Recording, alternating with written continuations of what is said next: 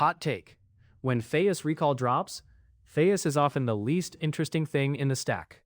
Exactly. People see missing documents and blame the index, but recall usually falls because of three buckets: the wrong index for the job, search parameters tuned too aggressively, or embeddings that were weak before FAISS ever touched them. And this matters because in RAG, lower recall is not a tiny quality dip. It means your generator never even sees the right evidence. Right. If retrieval misses, the model starts improvising. Then teams waste weeks prompt tuning a problem that began upstream. So let's create some tension. A team ships a fast search demo, latency looks great, and then production answers get weird. What changed? Often, they switched from a flat index to an approximate one and kept the defaults. For example, with IVF, if you cluster into many lists but search only a few of them, you get speed by not looking everywhere. So index choice is really a power trade. Speed takes ground from accuracy. Yes, and each FAISS family makes that trade differently. Index flat is brute force and usually high recall but expensive. IVF depends heavily on training quality and nprobe. HNSW depends on graph quality and EF search. PQ and compression save memory, but they can distort distances enough to hide true neighbors. Give me a concrete failure, not a benchmark chart. Say you built a support chatbot over 2 million ticket chunks. On index flat, the right troubleshooting article appears in top 5. Then you move to IVF PQ for cost reasons. You set nlist high, leave nprobe low, and compress vectors hard. Latency drops.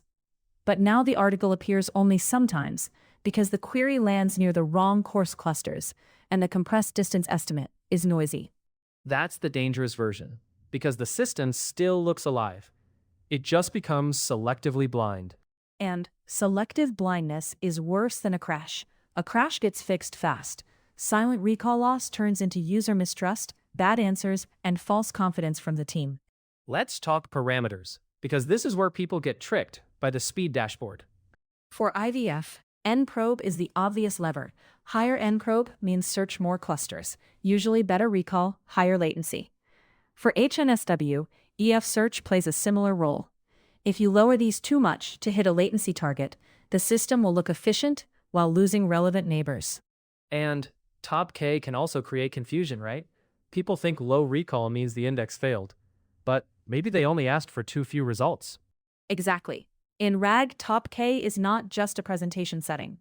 If your answer needs one niche policy paragraph and you only retrieve 3 chunks, you may clip the only useful evidence.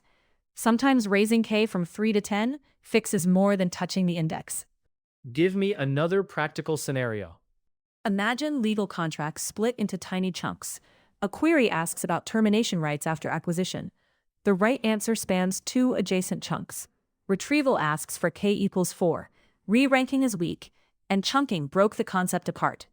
FAISS returns neighbors that are locally similar, but the full meaning never makes it into context. That looks like recall loss, yet part of the problem is chunk strategy. So now the villain list is getting crowded. Index, parameters, chunking. Where do embeddings enter the story? Embeddings are huge here.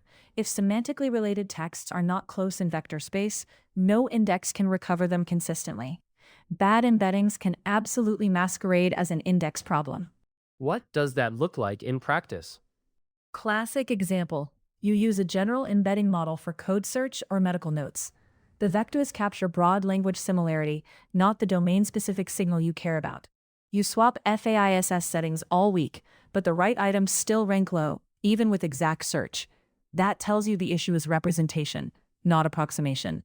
So, one brutal test is run exact search on a sample. If recall is still bad, stop blaming ANN. Yes, that single comparison is clarifying. Measure a gold set with exact search first, then compare the approximate index.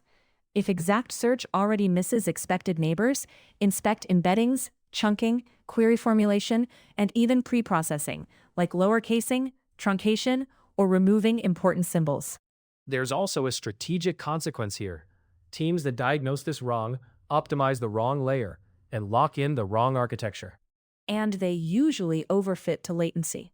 The winning teams decide what recall floor the application needs, then choose index type, compression level, and search parameters to stay above that floor. They do not treat retrieval like a generic infra knob. If you had to make this operational tomorrow, what would you check first? 4 steps. 1. Verify exact search recall on a labeled sample. 2. Compare chunking and top K against actual answer needs. 3. Tune the index-specific parameters, like nprobe or EF search, while watching recall and latency together. 4. Only then decide whether compression or a different index family is worth it. So the real lesson is not that FAISS hurts recall. It's that FAISS exposes every sloppy trade you made before and during retrieval. Exactly. In RAG, retrieval is a chain of decisions. When recall drops, don't ask, what did FAISS do? Ask, which decision made the right document disappear?